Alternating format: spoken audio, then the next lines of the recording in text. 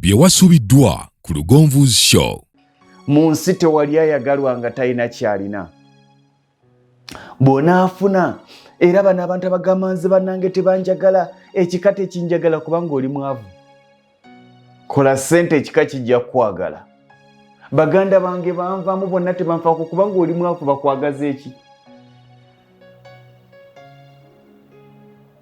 Maama tanjagala, taata tanjagala, basenga tebanjagala, kola ssente bajja kujja.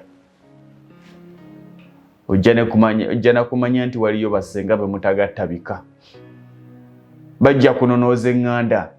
Nti ate kaakati kojja tozaalibwa bangabi nti ate kaakati nze abengabi be banzaala. N'osokera nti maama wo. Be bantu. Abo be bantu. Betugenda okubeera nabo mu nsi, betugenda okutambula nabo mu nsi, nga tebatwagala balina bye batwagaza balinga bannabyabufuzi. Munnabyabufuzi teri munnabyabufuzi alina mukwano. Era nze otankubeera nga nti nkwagala nnyo, olina kyonjagaza kubanga ndi kumpewo nja kuyisaawo.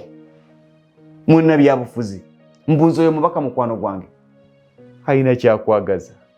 Byewasubidwa ku Lugonvu'S show.